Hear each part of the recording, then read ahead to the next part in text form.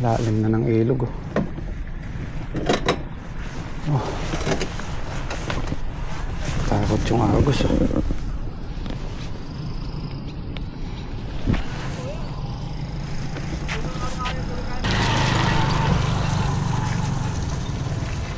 Lakas ng agos oh.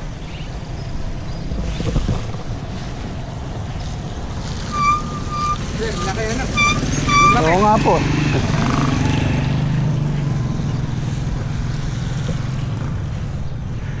Wala din tigil yung ulan kagabi.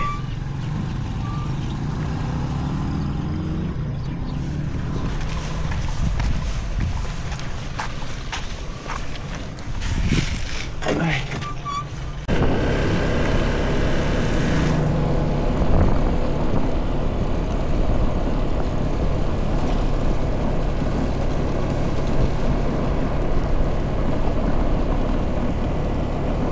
Hindi tayong pandesal. Sarap yan sa kape.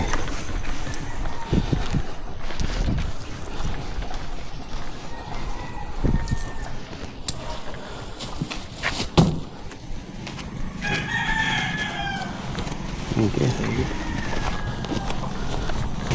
Dos ang isa. Meron pa rin tagdo dos.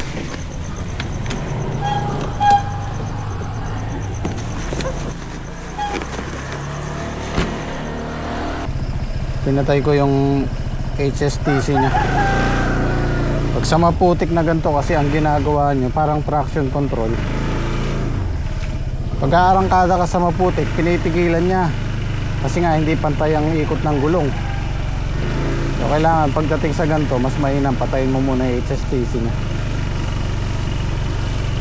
Nabibitin pagka halimbawa yan, malalim. Tapos iarangkada mo, kinokontrol ng makina yung pag-arangkada niya kasi nga kailangan parehong ikot ng gulong. Eh, nabibitin nga lang sa power.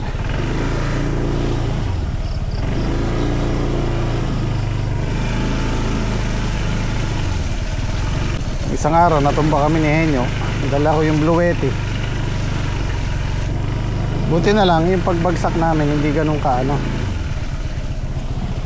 dahil dahan-dahan lang ang takbo. Ay.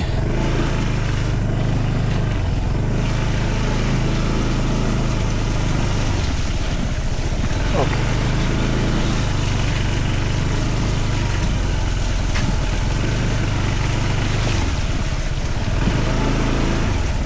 Grabe ang hirap ng daan oh.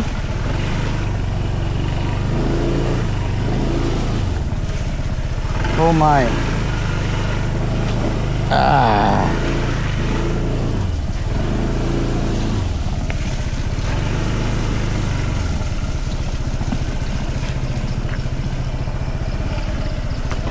Okay. Ito, nakapitas na sila. Pero meron pa. Hindi pa siguro tapos.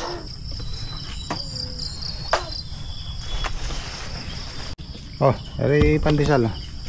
Ay, tinapay oh.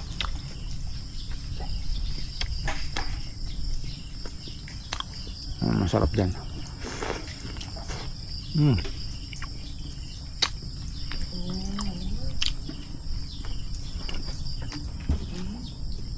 Naka-full ka pa yata.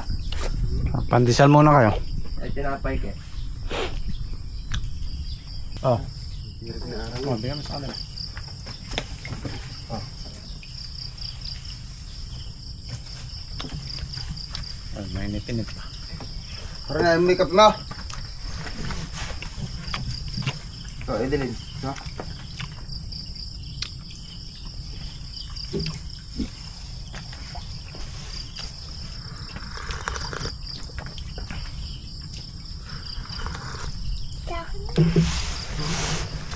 Nako, matulas. Dito na pala kayo natulog. Dito na yan. Tinapos na namin kagabi yung pinitasin niya. Para makapasok kami. Pero urong ano? Puro.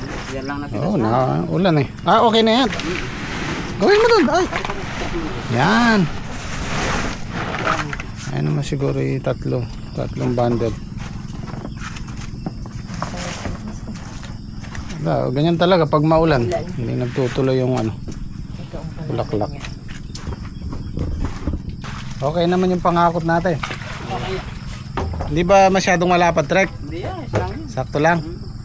Kasi pinagawa ko 1 meter eh. Pinasobra ko dahil itutupi pa eh. So sakto lang daw.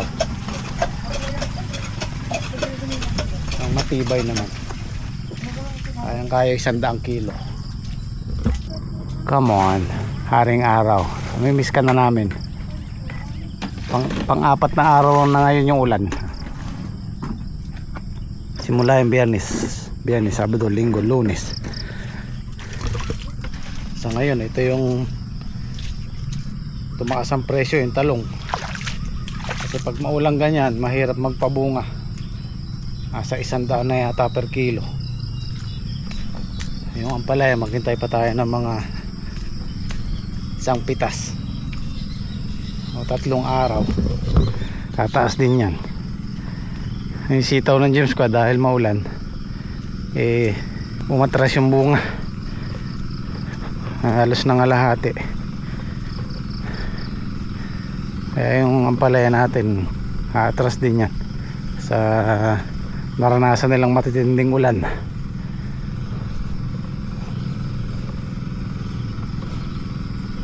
Ayan, may tubig. Mahirap yan, masikatan ng araw. Laga ang ugat niyan. Kakanalang ko na dito. Ito na pa ano na namin eh. Ewan ko kung kailan makakalusong yung kalabaw. Papakanal ko na to.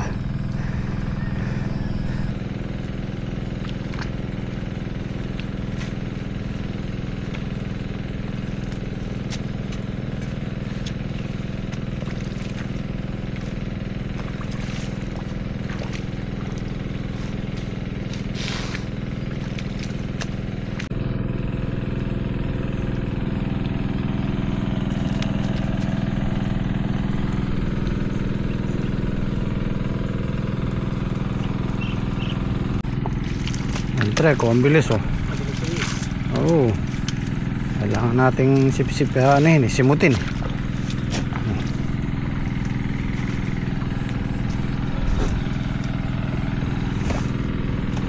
Yan oh. Bilis. At least kahit paano eh. Matitik-tik ng konti oh.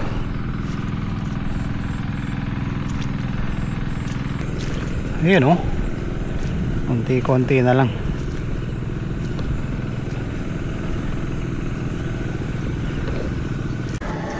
Meron kang kahalili ngayon sa pagluluto ah. Ayun lang yan niya. Ngayon lang.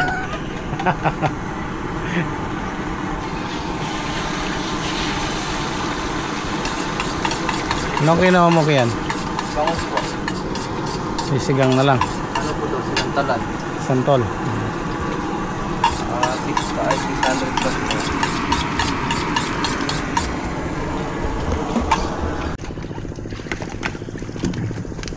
Baka pumarehas lang din tong upo.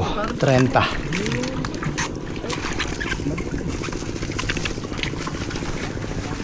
Pang ilang pitas nyo na yan? Pang 5? Pang 5 ba? O pang 6? 5 pa. Ah, Pang 5 po. pang 5. Bawi naman na siguro yung gastos. Hindi pa yan. Hindi pa? Kulang pa. Matras kasi maulan.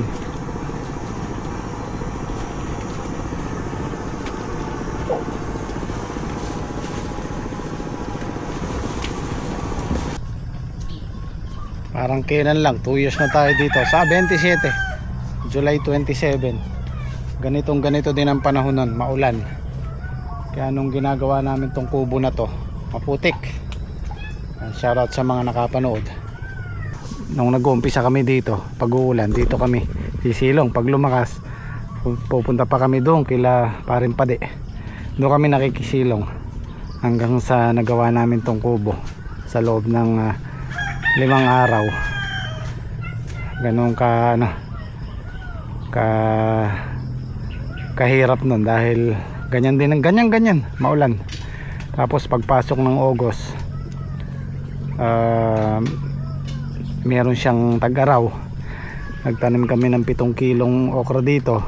Tapos nagsyam-syam ulit bandang katapusan ng August. 2 years sana, 1 taon pa. May renew natin 1 taon to. 3 years okay na tayo dito. Siguro hindi na pwede ang palaya dito. Ano na siguro, ibang gulay na.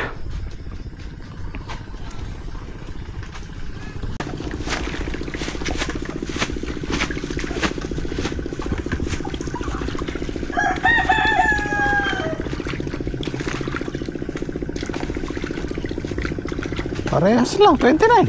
Opo.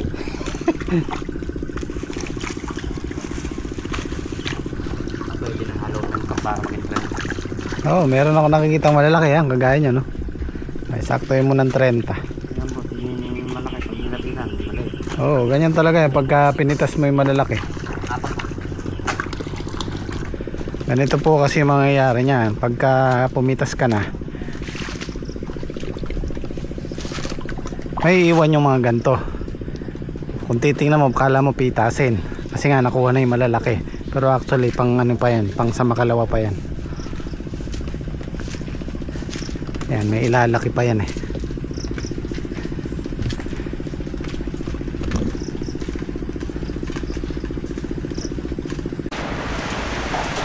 Saktong napatuyo namin yung ampalaya. Ayan na may ulan. Ano po yan eh, yung habagat. Tapos meron yata ang paparating na bagyo.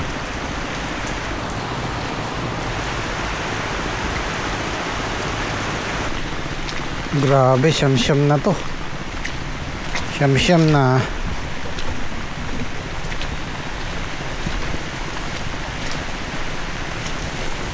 Pasasaan ba't sisikat din ang araw? Hindi pwedeng puro ganyan.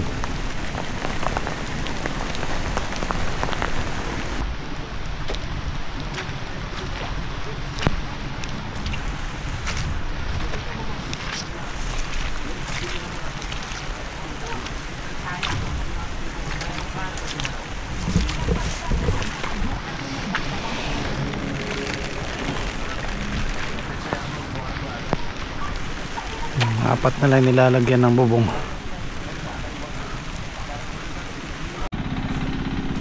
Hindi na rin nakapagbali si Saldi sa gawi dito. Kapal na yan eh.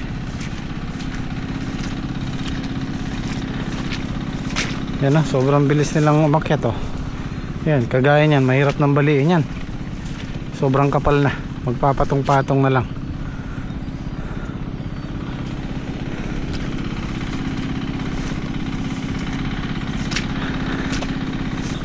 Dahil na lahat sa pataba.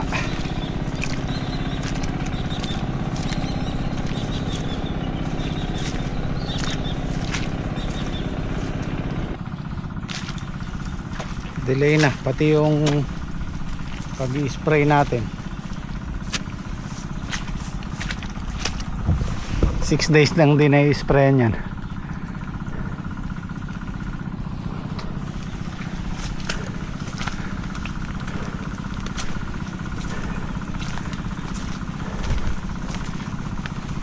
Yan yung pag nagsalubong yung dito sa dingding tsaka yung dito sa taas, yan ang kalakasan ng ampalaya. Yung mamimitas ka na dito sa kilikili tsaka dito meron pang nakukuha sa gilid. Yun po yung kalakasan nya. Tsaka yung dito sa gitna,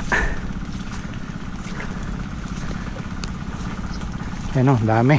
Kaya lang hindi niya mapapalaki ng gusto yan kasi walang pataba. 10 days na po yung huling pataba namin. 11 days na ngayon. Dapat kahapon yan naka-schedule. So hindi pa tayo makakapagpataba ng ilang araw niyan. Mangyayari kasi liliit yung mga bunga niya. Ano, dami pa namang kasunod.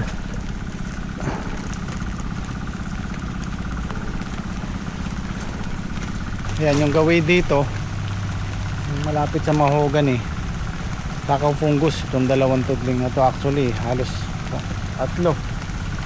Itong malapit sa ano na to, yan, ito isa, dalawa, tatlo. Ayan o, madilaw na sila, pero okay pa na may talbos nya. Meron po kasing nag-comment baka daw dito, siguradong dito po kasi dyan ang gagaling yung fungus at saka yung maninira. Ito lang naman, tatlo na to.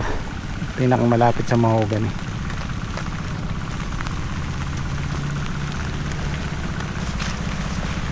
Medyo hindi kagaya ng dati yung bunga nakikita ko, dumalang ng konti, pero kaya pa rin yan yung 500. Atras man yan siguro mga 10 bundle siguro, 10 hanggang 20. Wala eh, talagang ayaw tigilan ng ulan eh.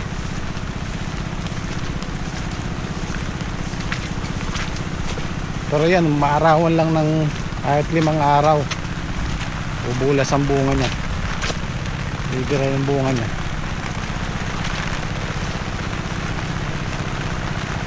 Papunta na pa naman sana tayo sa kalakasan.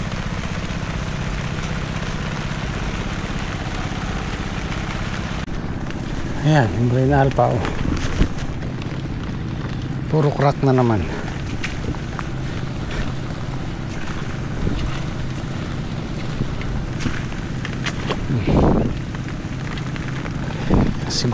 Segunda na po yan, hindi na pwede sa good yan.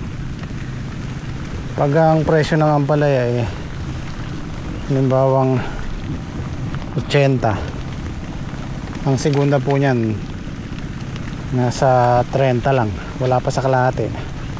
Kaya merong mga buyer, merong mangilan-ngilan na buyer na kukuhanin ka sa presyong mataas, tapos pag nagtinor sila, pag nagplastic sila eh talagang maraming segunda, doon ka rin matatalo.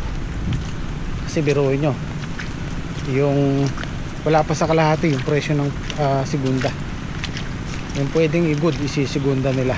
Hindi naman po lahat meron mga ilan-ilan lang na buyer, doon kanila gugulatin sa presyong maganda.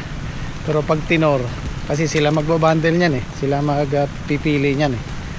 Pag naibundle na, yung pwedeng i-good isi-segunda nila, so doon katalo, mahigit kalahati ang nawawala.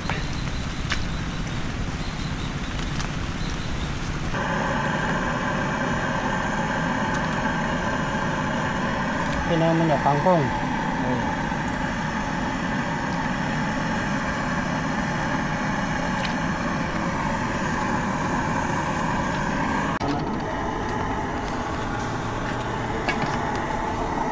Ikaning lamig ba nyo? Ikaning lamig?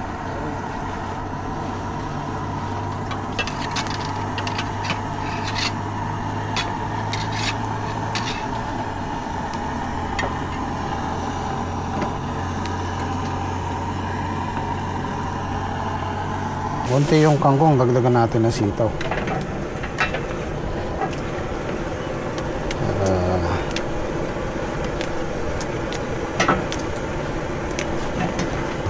Tayo makapagtrabaho ng maayos pag ganyang maulan.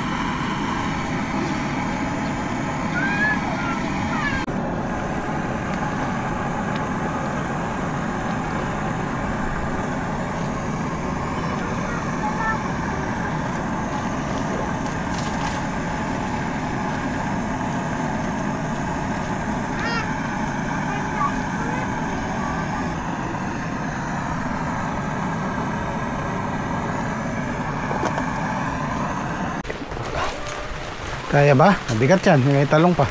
Makabalikan mo na po. Oo. May sitaw. Oo, dalawang salida ka para ano. Putik eh. Hindi mo itatali.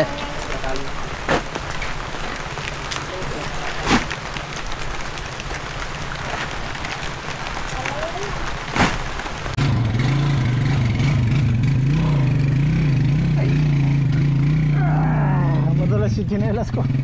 Sige.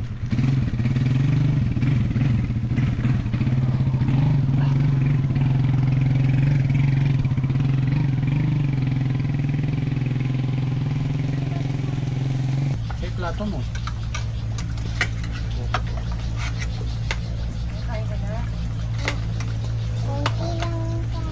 Konti lang kan, meron pa dun. Buting namitin ka.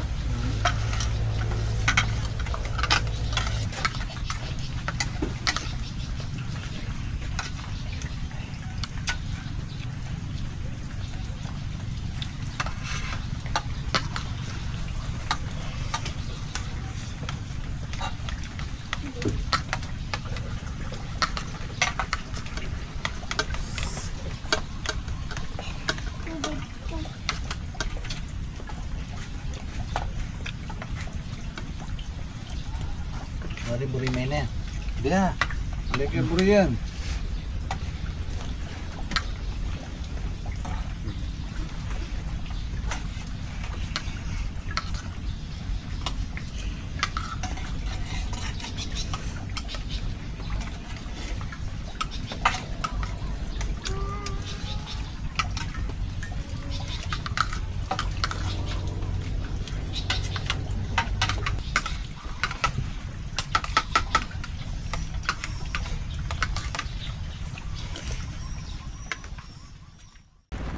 Ay, kape tayo. Limitado yung galaw natin pagka walang tigil ang ulan.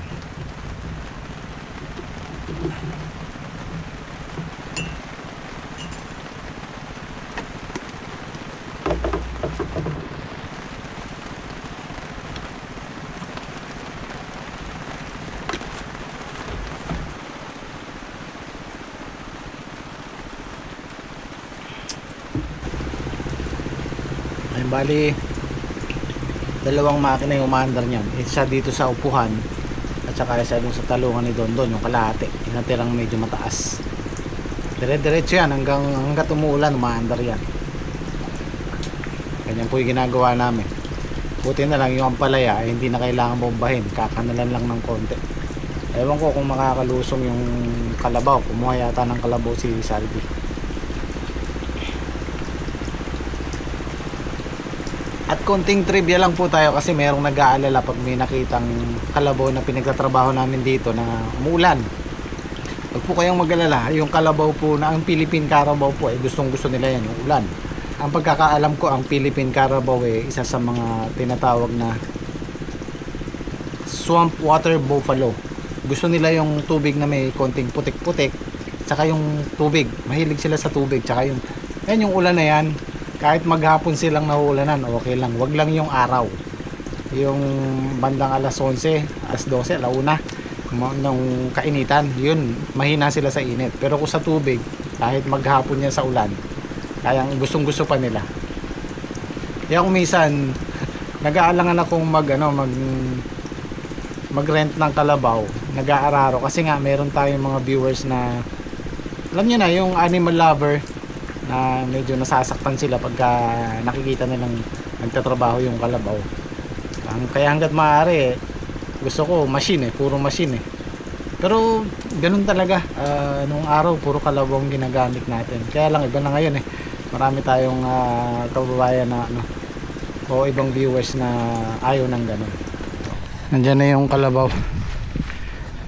naararo ni Saldi yung gitna niya kasi ito yung mababa. Yan para dire-diretso yung tubig.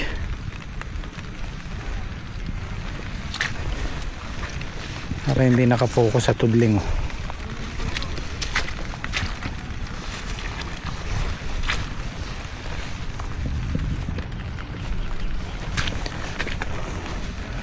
So ito yung kanal natin. Papalahin na lang namin yung nakaharang na to para lumalim siya.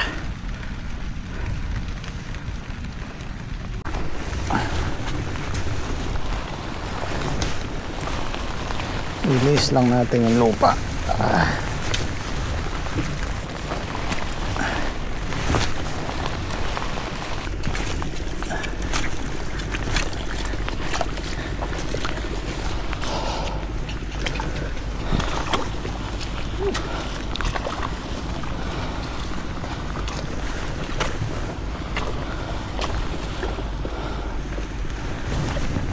Malalim.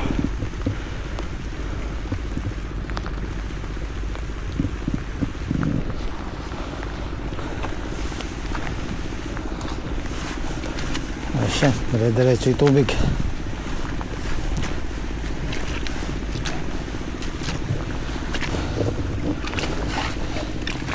Ihaano lang natin ng konti. Malapad ng konti.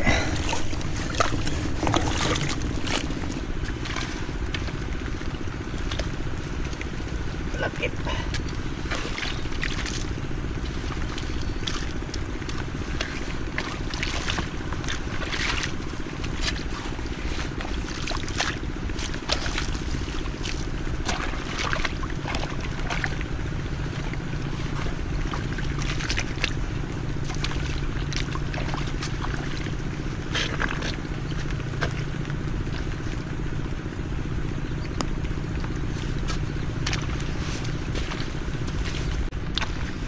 Para kung sakaling umulan man ng malakas hindi siya lulubog. Yan na agad.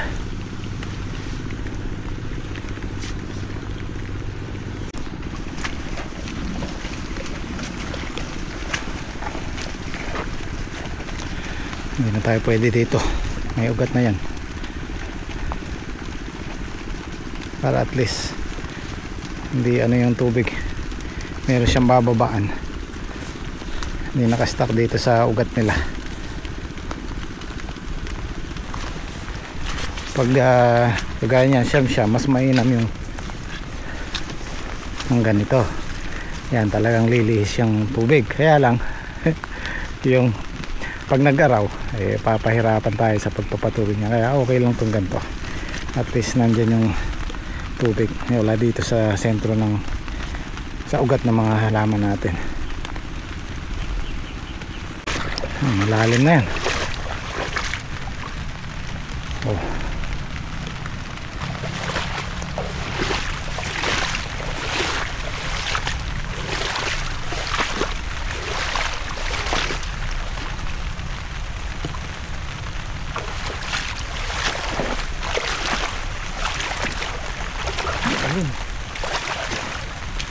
Sobra yata ng lalim.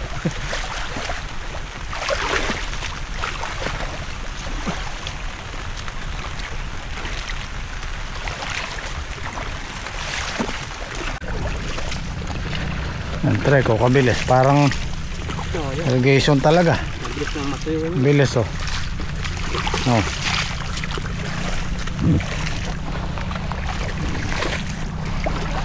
Ayun, makakadaan si Kuya Fortune yan. Doon na siya sa kabila dadaan.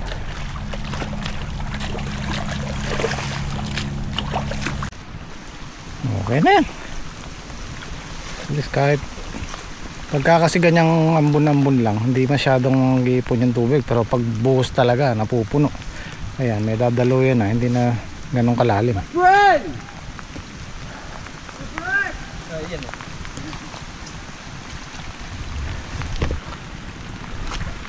Ayan oh. Kasi yan matutuyo yung tudling yan yung ugat niyan dito. Tuyo na yan. Maganda yung palagay ko, lalahatin na ni Sal dito. Mas mainam. Lahatin na niya para safe.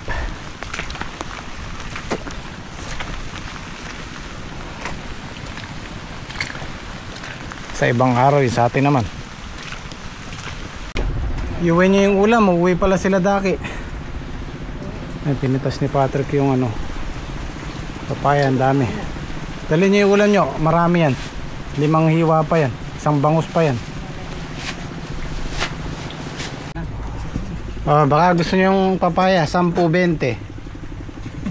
Itong malalaki 20 Ito 10. Ang dami oh. Nag-uwi pa sila niya no. Hindi na nila kayang dalhin. Ngayon pupunta rito, libre na lang.